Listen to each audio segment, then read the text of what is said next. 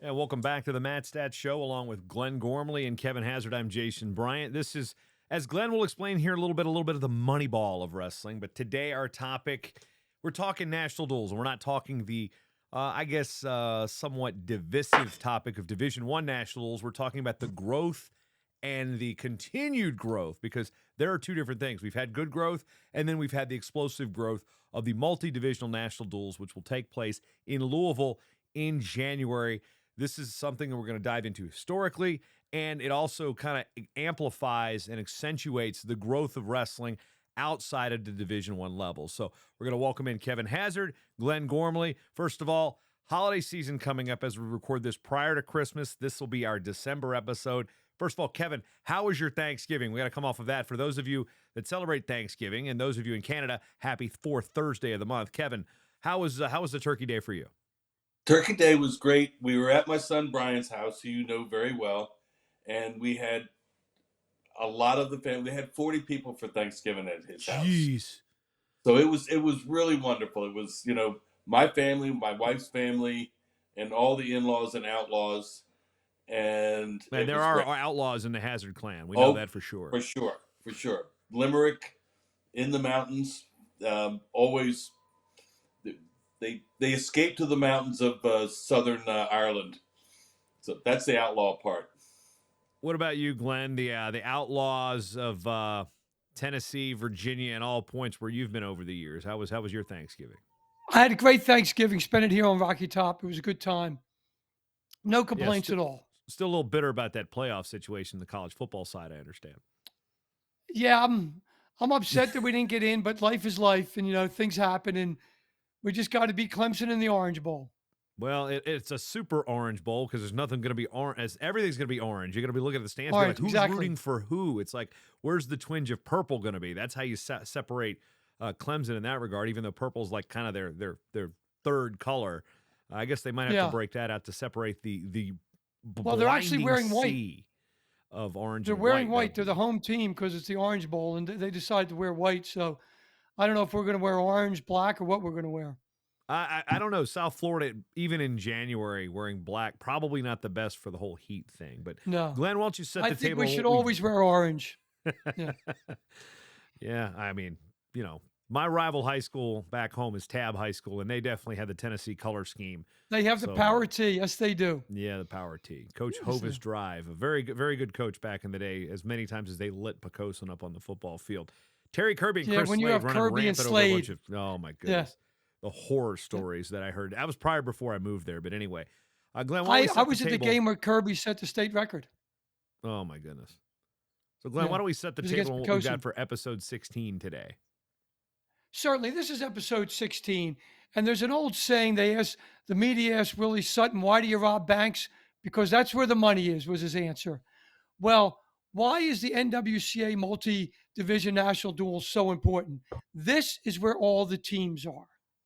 Okay, so we're going to do a deep dive in there and let you know that the continued growth and the explosive growth that Jason just mentioned is what's making the world's oldest and greatest sport even greater. Okay. Um, we want to start out with the first couple things.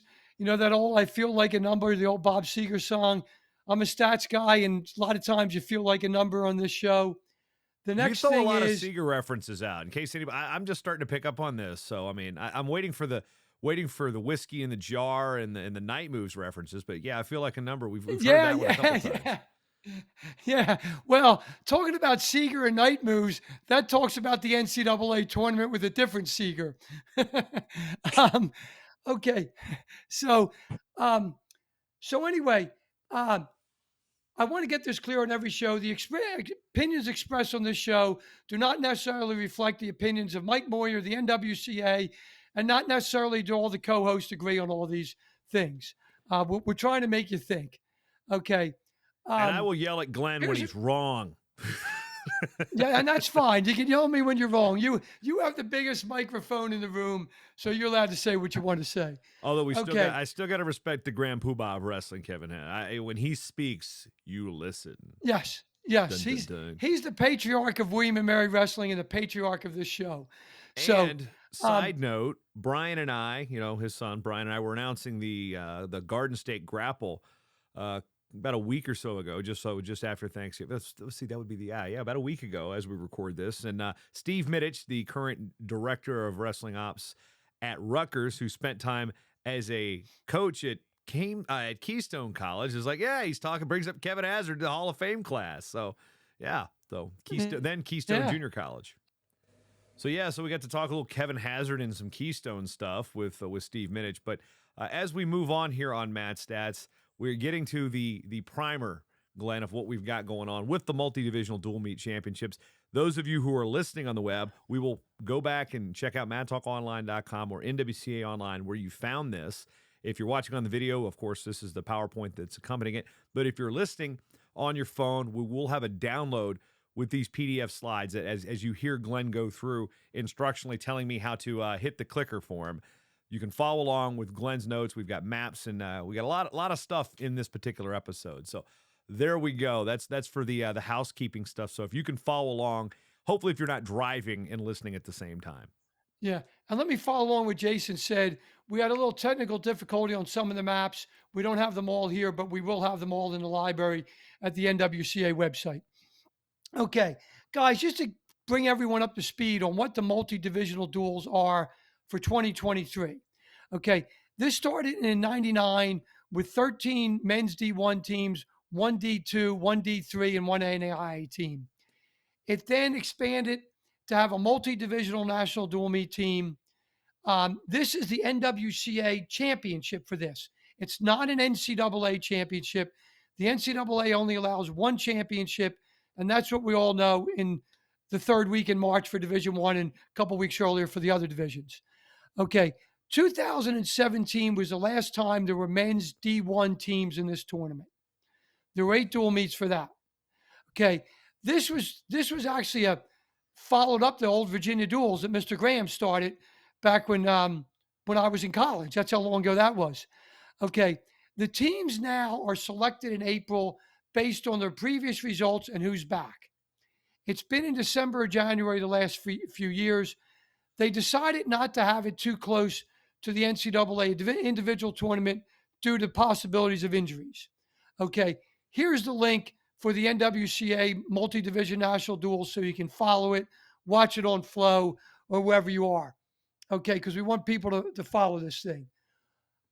One of the things that this multi-duel really does is it has opportunity, inclusiveness, and glory.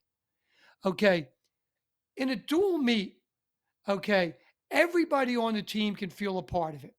Let's face it, whatever team wins the NCAA individual title this year, they might not have all the wrestlers qualify or even be at the arena, because of travel and stuff like that. It's a long way from State College, PA to Tulsa, Oklahoma. Okay, so this really gives people an opportunity to feel a part of their team. Glenn's already suggesting Penn State's going to win, by the way, if you just picked up on that. Thanks, Glenn. We don't even have to go to Tulsa now. No, I will be at Tulsa. I'm a stats guy, and I've been to every tournament since '86 except for one, so I understand who the favorite is. I'm not biased towards any team because my 2 schools will not be there. I know that. Yeah, okay. Mine either. Yes, mine. Exactly. Yep. So, having a dual meet championship could help realign the conferences like Jason outlined in our episode 10 on June 15th of 2022. Okay, this will help us accentuate more dual meets. It provides 6 teams the opportunity to come home as a national champion. Now, of course, I, being Match Stats, one of the 3 Match Stats guys, is still saying we need to use the margin of victory scoring so more people can understand this. So you don't have to have a master's degree in stats to understand the scoring. Okay. There is also more at this tournament than just wrestling. Okay. Mike Moyer and the NWCA Wrestlers in Business Network. Okay. We had Colonel Fallon, Ura, on one of our recent shows, who's the director of the WIBN. He's going to have job boosts there, career fairs, job openings.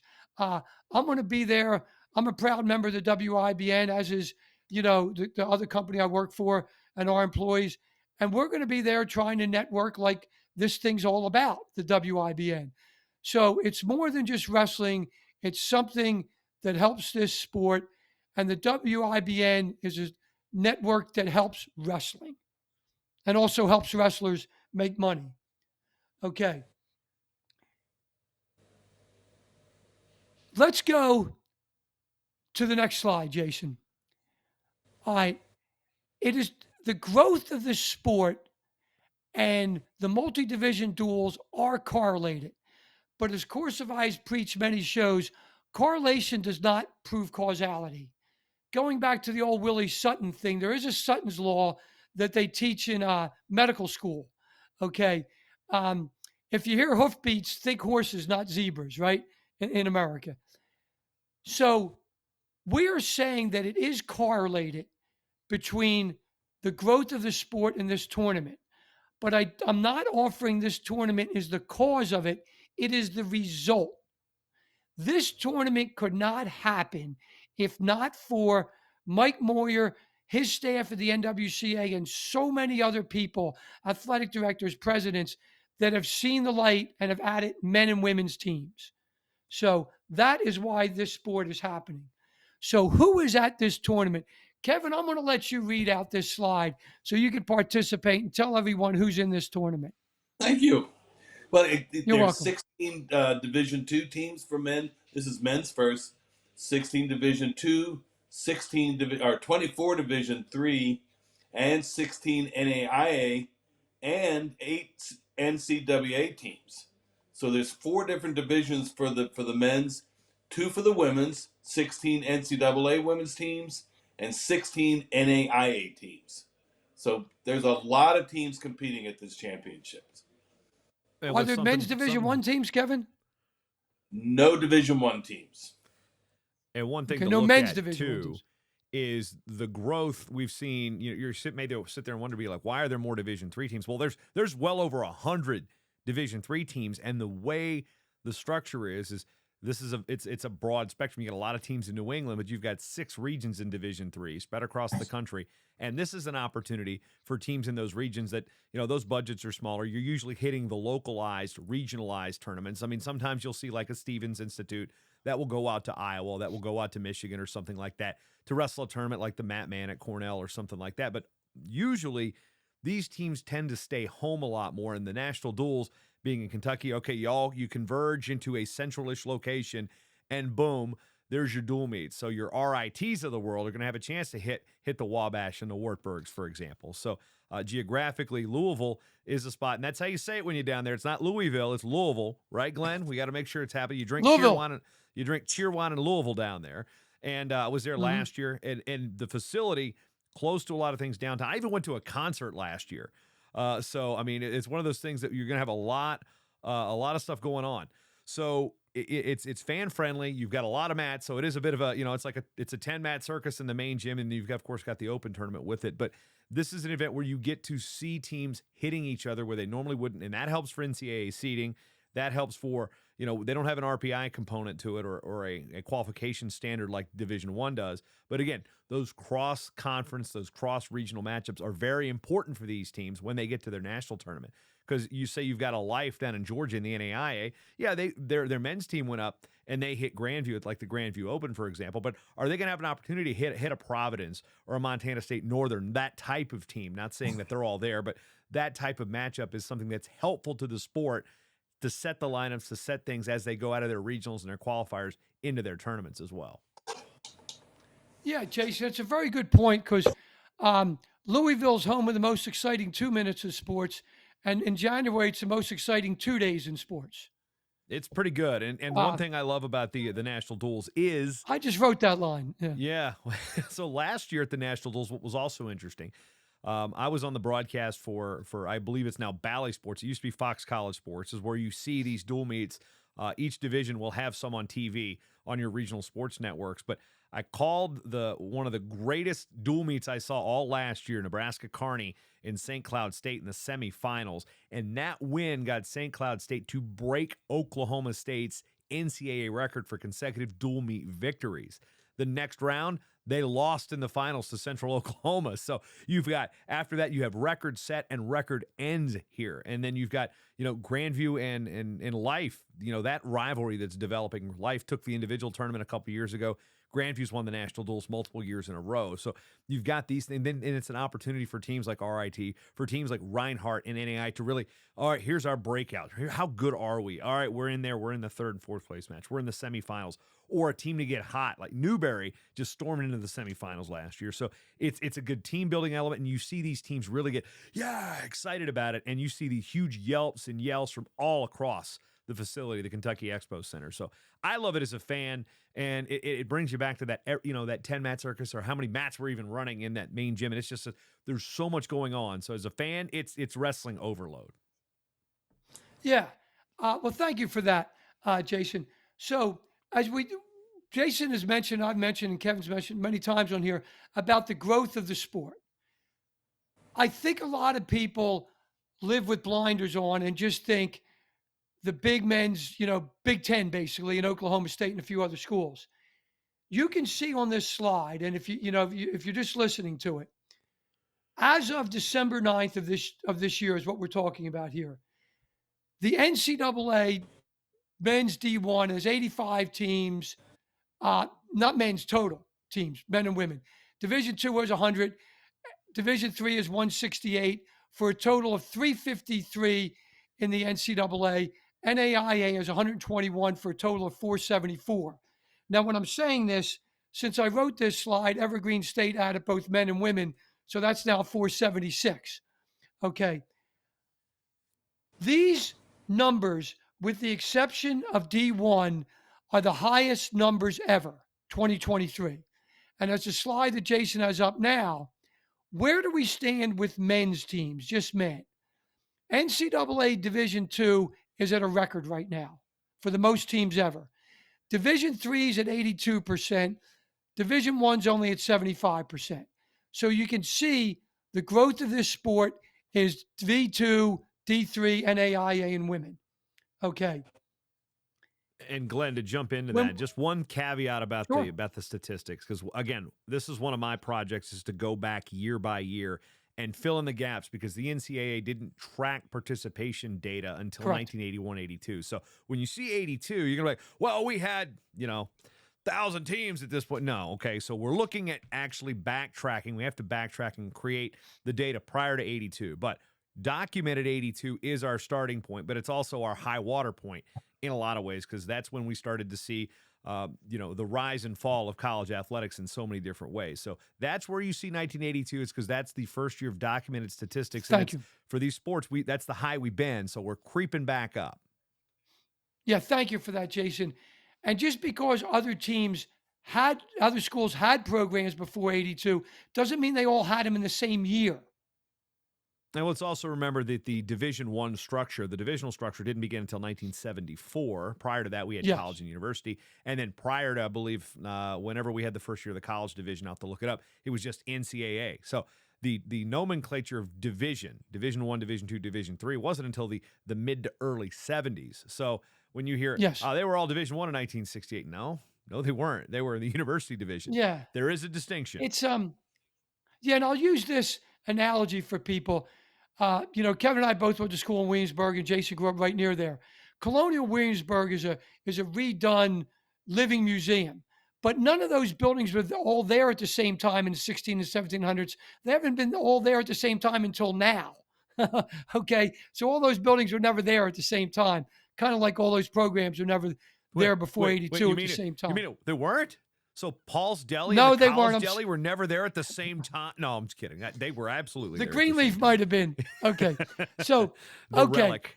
Let's go on to this. How important are all these schools that are in the WCA multi-divisionals? Okay. 17% of all NCAA and NAIA four-year colleges are from the men's NCAA Division I. I want people to think about that for a second. If you're saying, wow, well, no big teams are there, so no teams are there. We're only excluding 17% of all NCAA and NAIA teams. So we're drawing from a pool of 83% of the teams. So this is why you rob banks, and this is why you go to the most exciting 2 days in sports. Okay. Um, there are now 124 announced women's teams at NCAA and NAIA. This is bumped up to 125 now that Evergreen State is at it. Which Okay. is, by the way, That- Glenn, side note, I want to interject this. We're on family vacation this year, driving through Washington, flying to Seattle on our way to Ocean Shores. We drive by a sign for the Evergreen State College, and I go, I've never heard of this school. I wonder if they've ever had wrestling. Nope, never had wrestling. But then I look it up. You know what their mascot is? Kevin, I'm Oh, gonna yeah, start the with you. Geoducks. Well, thanks for ruining the surprise for everybody. Do you know what a geoduck is, Kevin? No idea. It's not a duck. So It's a clam. it's like a It's a clam. clam? Yeah, it's like a giant razor clam, essentially. So, Yeah. yeah. You know, Interesting. Jason, taught I me never this, would have Kevin? gotten that answer. Yeah. Kevin, Bill Sweezy, our first ever EIW champion, William Mary, who was a clammer in high school and college, taught me that a geoduck was a clam years ago. That's how And I Not do to be that. confused with Dallas I'm assuming Richland that College, Bill- which is the Thunder Ducks. So that's an NCAA school. And anyway, Well, so and then as we you move also- on, I Okay. just wanted to get the geoduck, stuff out there because Yeah, I'm a you have to get mascot that. It's nerd. funny that you were there. Well, there's a Yeah, California so- State school that got sea slugs, right? Banana slugs. And Yeah, they're banana actually in the slugs. same conference with Christopher Newport, if you can believe that. You want to talk about realignment? Yes. Newport News, UCSB, Virginia, yeah. and Santa Cruz have a school, or in Santa the Cruz. coast to coast conference. That's another Yes. side note. This is what happens when I get mascot fever. All of a sudden, we start getting off Yeah. topic. But Glenn, back the numbers. We're up to 125 Okay. for the 124. So anyway, a little bit over 26 of all the 4-year programs now are women's teams. So I want to point this out to people that might be old like me and Kevin and don't realize how big women's wrestling is. Okay. So how good are these teams that the NWCA put together? 80% of all the teams in the 2023 field are nationally ranked. And in the two women's divisions, 88 and 94% of those teams are ranked. This is the cream of the crop of everything but men's D1. It really is. Okay. Now, how many, this is where I say this tournament's the result of growth of the sport. Over 62% of the 88 teams in this field were added this century. Okay, I want you guys to think about that for a second. Everyone at home, wherever you are listening, driving your car, 62% of these teams were not there before 2001. Okay. Now, Glenn, the it's also an D2 interesting exercise to think about is when we apply the 20-year window, what teams were where in 20-year blocks. Okay, so prior to 2000, where were we? Prior to 1980, where were we? Basically, a lot happens in 20 years in wrestling. We've seen we saw a lot of drops in the 80s, but now we've seen a rise of teams, especially in the last 10 years of that 20-year cycle. So that's another future episode, is to look at the generational breakdown of growth and loss in wrestling as well. I like that idea, Jason. Yeah, Hey, so can now I interject a little something there? It's Certainly. interesting to me. We're talking about the rise of the teams, and I've watched. My son has a very successful team, and the whole emphasis, even a decade ago, was to go Division I. Now, even his really good kids are looking at Division II and in Division III. It's now really a good option to take that route. Well, it was a good option before. It just wasn't marketed as such. I think people looked at the stigma of, oh, you're D2, you're not smart, so you've got to go D2, or you're D3, oh, you're not good enough to get a scholarship, so you go D3, or you're NAIA, you failed out of a D1, so you got to go there. Those were so false.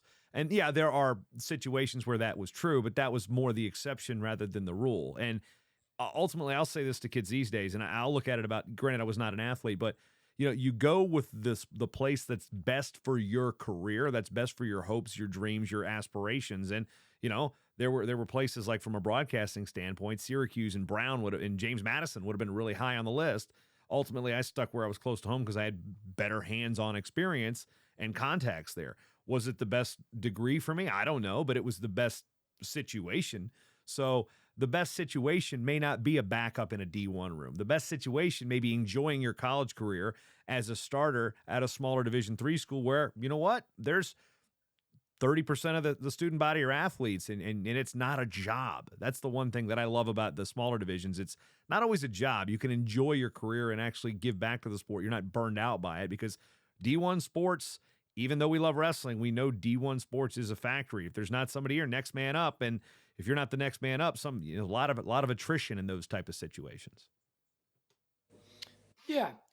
Okay. And as we move on here to slide 15, we see that a little over 31% of the D2 field has been added this century. Okay. And then the D3 field is only 16% because the D3 field, like we mentioned before, has the most teams. And the teams that are adding aren't quite to the top yet. 10, 20 years from now, they will be or could be. Okay. With the NAIA, 87.5% of all these teams have added this century. The NAIA has done a great job adding teams to this sport. I'm a huge fan of what they've done. They really have done a great job. Both the NCAA women and the NAIA women have all added 100% since 2001. The NCAA women, 87% have added since 2013. And the That's nuts. NAIA, the same numbers added since 2007. That's how much this sport is growing. It's bananas Now- to think about, too. And think about the college, the opportunities, because, again, we stress this, and this is a point that I like to belabor a bit, but I'm going to repeat it because it's important. Kevin, where do you think most of the high school coaches in the state of Virginia are coming from? Are they coming from Division I rooms, or are they coming from small college rooms?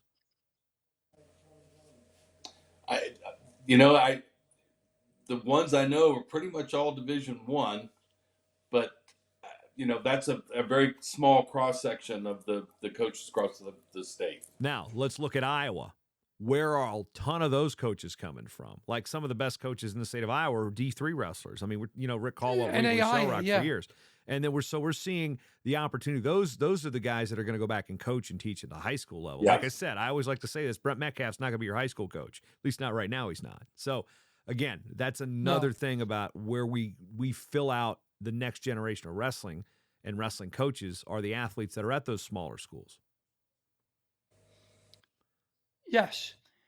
Now, there's a third leg in the organizations of college wrestling. We've talked about the NCAA and the NAIA.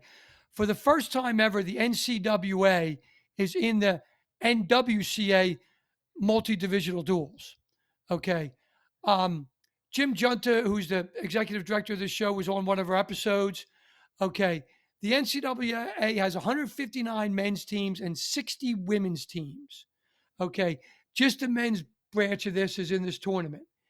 If we include the NCAA in the three elements in the three-legged stool here, less than 12% of all teams are NCAA men's D1. And there are 693 teams. Now with two more from the Geoducks of Evergreen State, there's 695.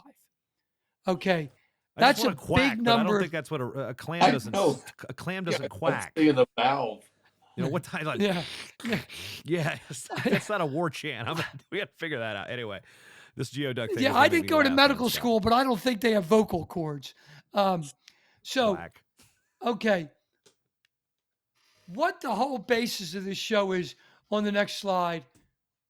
What we need here, wrestling needs women's wrestling in smaller schools. I want everyone, me and Kevin's generation and our sex, to understand this. This is where the sport is growing. This is why we rob banks. This is why we go to Louisville. I don't literally mean rob a bank, guys. Okay. But this is what we have to do. I looked up this stat. In the NFL Hall of Fame, there are 94 schools that have somebody in the NFL Hall of Fame that is not an F1A football school. That's an amazing stat. Where would the NFL be without Chuck Bednarik, Jerry Rice, Walter Payton?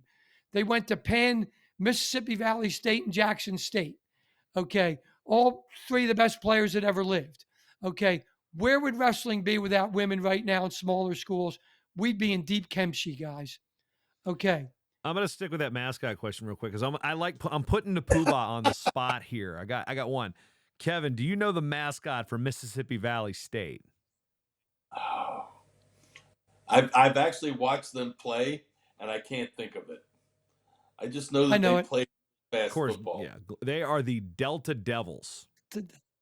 Delta Devils. The Delta Devils because of the Mississippi River Delta. There we go. So, and of course, most people, I have a funny story for you. That Coach Prime, All right, what do you've got? You've got a. I'm curious. I got a funny Mississippi. All right, let's go with that. Glenn. On Mississippi Valley story, when Jerry Rice, the greatest wide receiver ever, in my opinion, was at Mississippi Valley State. This is back when you had to get your stats in USA Today on Monday. Rice was leading the nation 1AA in receptions. A guy, ironically, by the name of Mike Sutton, okay, since we're using Willie Sutton all the time, was number 2 in the country, and he went to William & Mary. I was friends with Mike Sutton. Mike Sutton got hurt in the game, like 8th, 9th game of the season, and only had 2 receptions. We got to USA Today on Monday. I said, Mike, you're never catching this guy from Mississippi Valley State. He caught 24 passes on Saturday. So, and then we've all heard of Jerry Rice since then. Yeah. So, let's not talk about William & Mary football right now. That was a bludgeoning this weekend, as we got a chance. Yeah. But we made the round of 8. We made the round of 8. So, yeah. All right. Understand we got some geography heading our way, right, Glenn? Yeah, we got some geography. We had a little IT thing, so we couldn't get these maps up for all 6 divisions. We will have them later, and it'll be out on the NWCA library. So this is the map for Division 2. Any state you see highlighted is where they're from, and then you can see the schools on the right if you can blow it up. Then we can switch to Division 3. Which and again, you can see that's all highly. It's the very upper Midwest through the the traditional Midwest or the I don't know. Some people complain that Ohio's not the Midwest. I still consider that Midwest. And then through the Mid Atlantic up through New England. So that's where you see a lot of the growth in those New England regions. So and then the NAIA. This is again geographically centered in the South and then the Central Plains, and then of course Menlo is kind of the outlier. At least in this tournament, is California is starting to see a growth in the NAIA. And, of course, we've mentioned Evergreen. The Evergreen State College, and I believe their secondary, they simply just like going by Evergreen. They're in Washington, so we got another team out there that's out west to go along with those things, although I do believe Menlo is trying to reclassify to Division II. We can do another episode on reclassification, too, because that's where a lot of our Division II schools have come from. They've come from the NAIA. They've reclassified. Matter of fact, this year, California Baptist is eligible at the Division I level. They were added as a brand new team when they were in the NAIA. They've gone NAIA Division II, Division I. So that's the pathway the Lancers have gone, and they're D1 eligible this year in the Big 12. Again, fun with conference realignment here. So here's what we got with the NAIA, and you see Kentucky right there. So Louisville, they're going to have some home crowd that University of the Cumberlands and those Mid-South schools. And then, of course, the Appalachian Conference has come on and adding schools left and right. So it's not just, okay, we've got, Cumberland and University of the Cumberlands they were coming 2 of the original schools in that particular region. But that's where we got. And then when we go to the NAIA women's teams, they are just all over the flipping place, Glenn. Yes, they are. It's just the way it is, and we'll have a map of all the composite to help it feed together. But if you go to the next slide, Jason, this is a list of all the states, how many teams are from that state. We have 32 different states represented in this tournament. That is phenomenal. And I do have it, and since we're talking about states, I just wanted to remind everyone on the 3rd Saturday of October this year, Vols 52 tied 49. Just bringing up 2 states that are there. Because we really didn't have a chance to bring up the Roll Tide loss. With apologies to my friend Rod Gaddy down there in Yeah. Alabama. But Yeah, that- I predicted it, so I just figured everyone would want to know the result. Oh, so much fun. So much fun. Now, as we move Yeah. along, 32, yikes. 32 of 48, because, Alaska and Hawaii don't have college teams, and Mississippi doesn't yet. So of the, how many states we got with college wrestling? 47. Is it 47? Do we have something in every state outside of Mississippi, Alaska, and Hawaii now? I think we do. Don't we? That's a good question, Jason. I did not think do the we research do. on that. I think, I can't think of a state that doesn't have at least some level of college wrestling anymore. Yeah. Of course, Washington, the Evergreen was a huge ad because that's a 4-year school in the state. Whereas Yeah, they've had Cascades just junior Conference, colleges. Yeah, so that fills Yeah. the void now. All right, our Cliff Yeah. Notes, because now I Our- think they're called Spark Notes because they're on the internet, but Cliff's Notes got me through more than one book report in my day. A lot Just of read the lot Cliff of pages Note. written with Cliff Notes. Yeah, I read Dracula through Cliff's Notes. Yeah, we read a lot of books through Cliff Notes in our day. And believe it or not, I was a numbers guy. I wasn't an English guy, so I didn't read much. Okay, just the basic to break this down, guys. Number one, there's 96 teams and 6 divisions in this tournament. Number two, all divisions except for the men's NCAA D1 are represented. Number three, the growth of the sport is in women's and men's teams from smaller schools. Number four, we now have 476, despite it saying 474 there, because our favorite school, the Geoducks, have added 2 teams. Only I still want to quack, Glenn. I 17% still want to quack when I hear Geoduck, even though Yeah. it's not a duck. only 17% of all the programs are men's NCAA Division I teams. If you count the NCWA, it's 11%. So the big people are a small point of this thing. Okay. 26% of all NCAA and NAI teams are women's teams. There's now 125. This is 53% more than the number of men's NCAA Division I teams. So think about this, guys. That's how big this has become. 80% of these 88 teams are ranked. So this is the cream of the crop. 62% of these teams, of these 88 teams, were added this century. Thank you, Mike Moyer and the NWCA staff, for making this happen. These 96 teams, counting the NCAA teams, come from 32 states. We need to support smaller men's programs and all women's programs. We might not have a sport without them. We need them.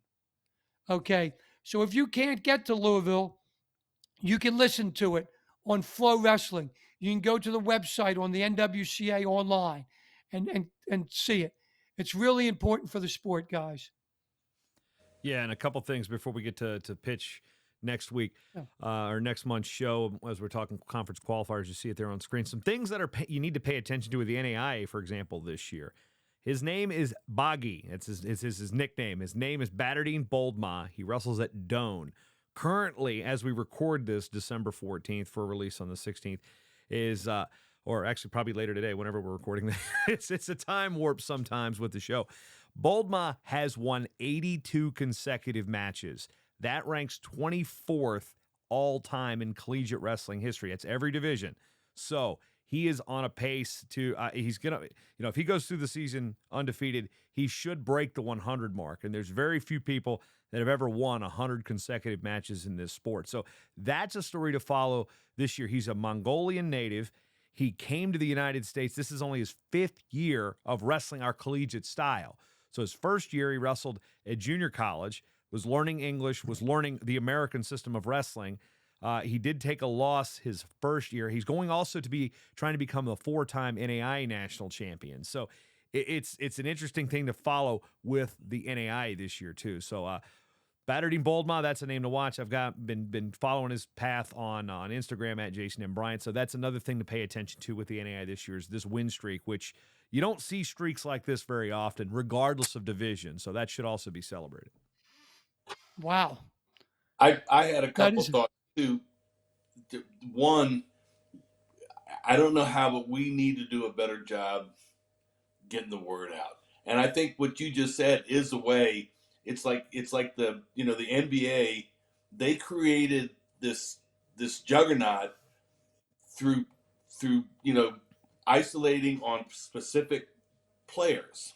You know, go watch Wilt Chamberlain play. Go watch Dr. J.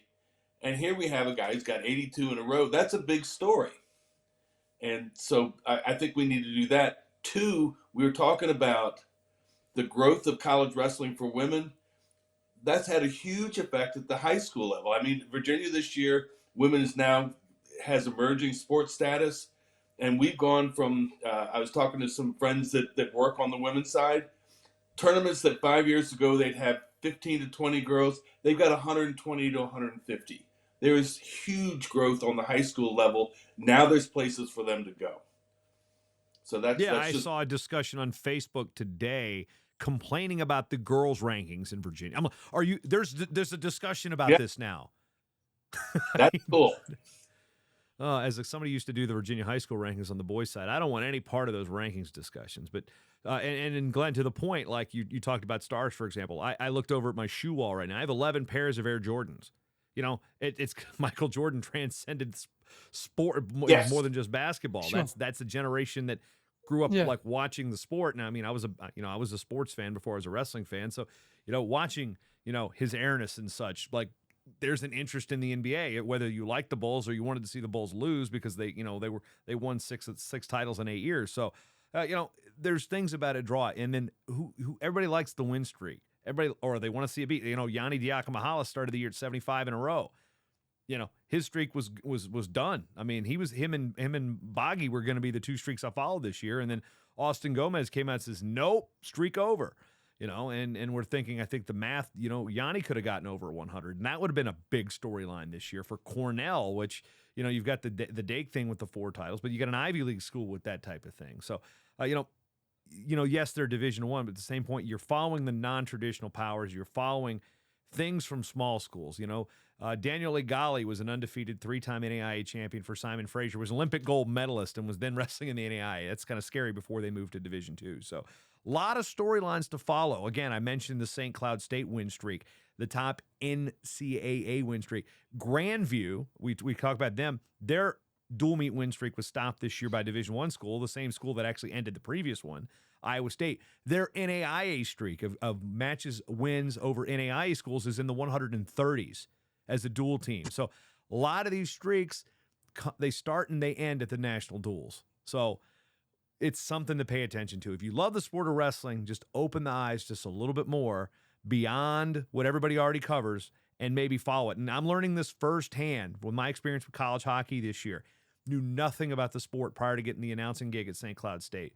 Following college hockey this year and the fans and the schools that are involved, like Merrimack and Clarkson, and then they're also Arizona State, Notre Dame. So, in a school like St. Cloud State, which is a Division II school with D1 hockey, it's the same way. We can do that for wrestling. If you're a wrestling fan, it's not hard to just pay attention. Read my newsletter or look at Twitter. Follow a non-D1 school from your area.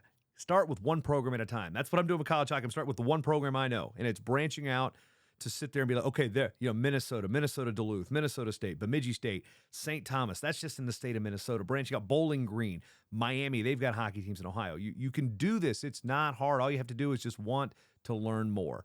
So there's the pitch for how hard it is. It's not. To follow something new, it's not hard. Great. You have anything else, Kevin? No, I'm good.